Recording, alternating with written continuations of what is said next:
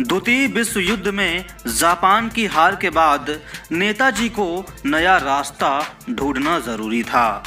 उन्होंने रूस से सहायता मांगने का निश्चय किया था।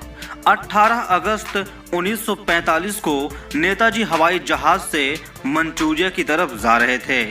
इस सफर के दौरान वो लापता हो गए।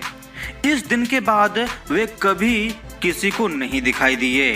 23 अगस्त 1945 को टोक्यो रेडियो ने बताया कि सैगोन में नेताजी एक बड़े बम वर्षक विमान से आ रहे थे कि 18 अगस्त को ताइहोकू हवाई अड्डे के पास उनका विमान दुर्घटनाग्रस्त हो गया। तो विमान में उनके साथ सवार जापानी जनरल सोदेई, पायलट तथा कुछ अन्य लोग मारे गए।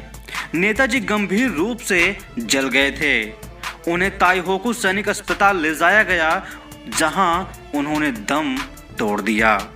दोस्तों, कर्नल हबीब रहमान के अनुसार उनका अंतिम संस्कार ताइहोकू में ही कर दिया गया। सितंबर के मध्य में उनकी अस्थियां संचित करके जापान की राजधानी टोक्यो के रैकोंजी मंदिर में रख दी गई।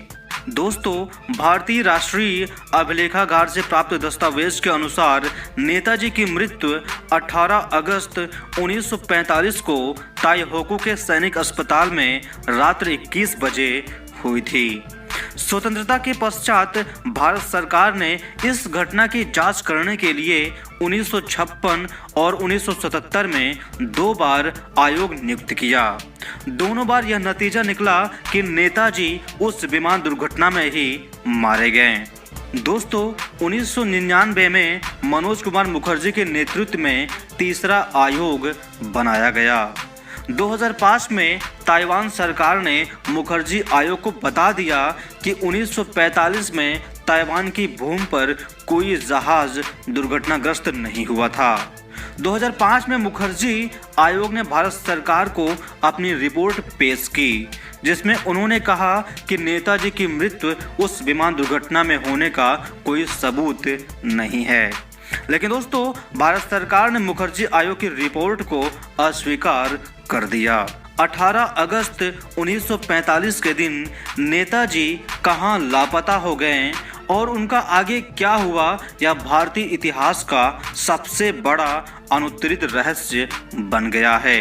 देश के अलग अलग हिस्सों में आज भी नेताजी को देखने और मिलने का दावा करने वाले लोगों की कमी नहीं है।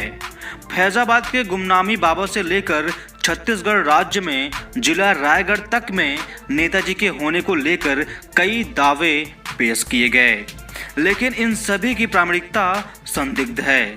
छत्तीसगढ़ में तो सुभाष चंद्र बोस के होने का मामला राज्य सरकार तक गया, परंतु राज्य सरकार ने इसे हस्तक्षेप के योग्य न मानते हुए मामले की फाइल बंद कर दी।